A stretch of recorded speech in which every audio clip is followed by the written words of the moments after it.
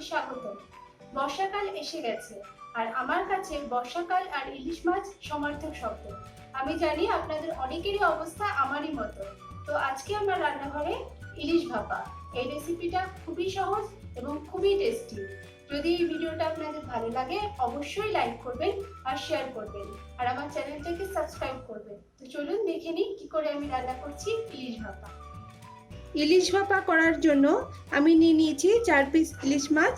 এখানে প্রায় 400 গ্রাম মতো ইলিশ মাছ আছে।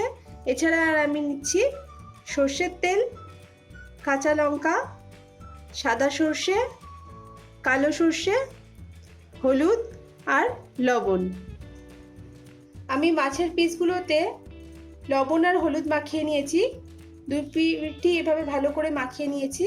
নিয়ে 10 মিনিটের জন্য আমি রেখে দেব। এবার আমি একটা মিক্সি নিয়েছি, তার মধ্যে আমি 3 চামচ কালো সর্ষে দিয়ে দিলাম,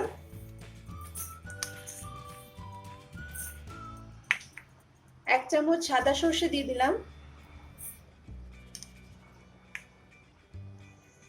সামান্য পরিমাণে লবণ দিয়ে দিলাম, 2টো কাঁচা লঙ্কা দিয়ে দিলাম। ঝালটা আপনারা আপনাদের প্রয়োজন অনুযায়ী দিতে পারেন। আর এর মধ্যে 1/2 চামচ সর্ষের তেল দিয়ে দিলাম। দিয়ে এর মধ্যে অল্প পরিমাণে জল দিয়ে দেব, দিয়ে একটা পেস্ট বানিয়ে নেব। আমি 1 থেকে 1.5 মিনিট সময় ধরে এটাকে মিক্সিতে পেস্ট করে নেব। আর পেস্ট করার সময় মাঝে মধ্যে অল্প অল্প করে জল দিয়ে নেব, দিয়ে খুব সুন্দর একটা পেস্ট বানিয়ে নেব। দেখতে পাচ্ছেন খুব সুন্দর একটা পেস্ট তৈরি হয়ে গেছে। এবার আমি একটা স্টিলের টিফিন বক্স নিয়ে নিয়েছি, যার মধ্যে আমি ইলিশটাকে ভাপাতে দেব। তার মধ্যে আমি সর্ষে বাটাটা নিয়ে নেব।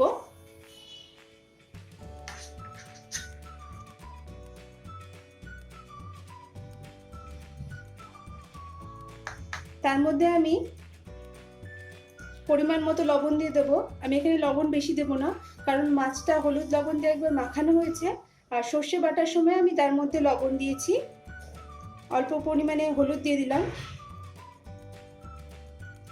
দিয়ে মিক্সির মধ্যে যে বাকি মশলাটা আছে তার মধ্যে আমি জল দিয়ে নিয়েছি অল্প, দিয়ে আমি সেটাকেও এই পাত্রের মধ্যে ঢেলে দিলাম।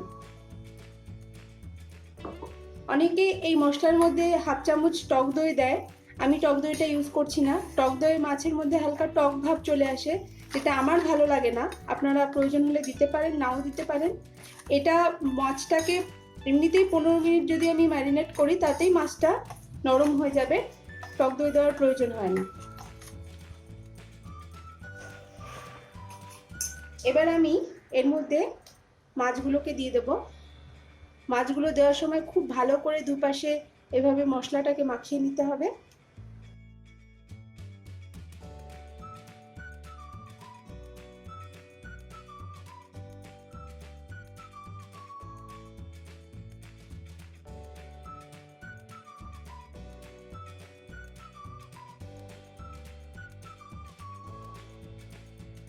এভাবে আমি এগুলো আস্তে আস্তে এর ভিতরে সাজিয়ে দেব। তারপরে আমি এর উপরে কাঁচা লঙ্কা দিয়ে দেব। লঙ্কাগুলো আমি চিড়ে নিয়ে নিই, বেশি ঝাল হয়ে যাবে বলে। ঝালটা অবশ্যই আপনারা আপনাদের টেস্ট মতো দেবেন। আর উপর দিয়ে আমি 3 চামচ সর্ষের তেল দিয়ে দেব। সর্ষের তেল এই রান্নার জন্য ভীষণভাবে প্রয়োজন। সর্ষের তেল ছাড়া রান্নার স্মেলটাই আসবে না।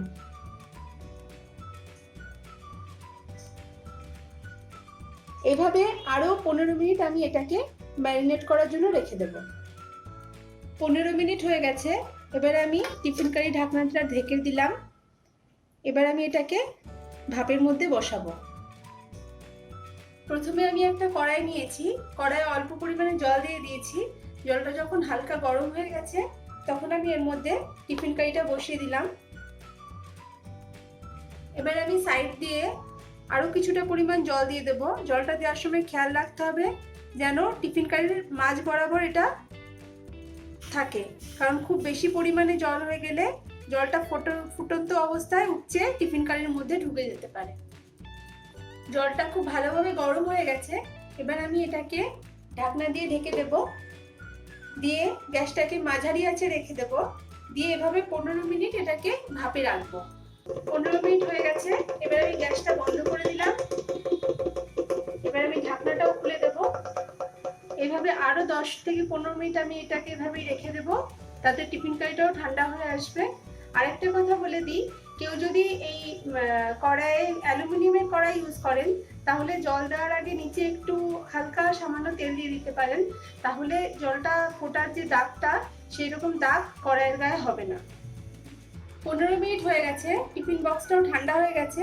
এবার আমি এটাকে নামিয়ে নিয়ে এটা ঢাকনাটা খুলবো। এবার আমি ঢাকনাটাকে আস্তে করে খুলে নেব। দেখতে পাচ্ছেন ইলিশ ভাপা পুরোপুরি রেডি হয়ে গেছে সার্ভ করার জন্য।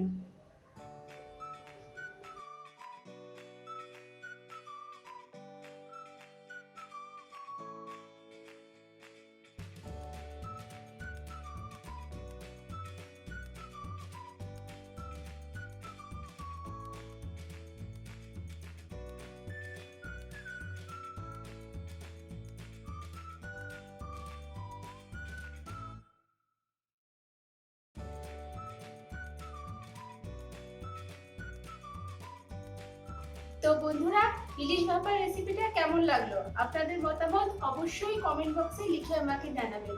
আর যদি আপনাদের কোনো রেসিপির সাজেশন থাকে, সেটাও অবশ্যই আমাকে জানাবেন। আর আমার চ্যানেলটা সাবস্ক্রাইব করতে কিন্তু একদম ভুলে যাবেন না। নেক্সট সেশনে আবার নতুন রেসিপি নিয়ে দেখা করছি। নমস্কার।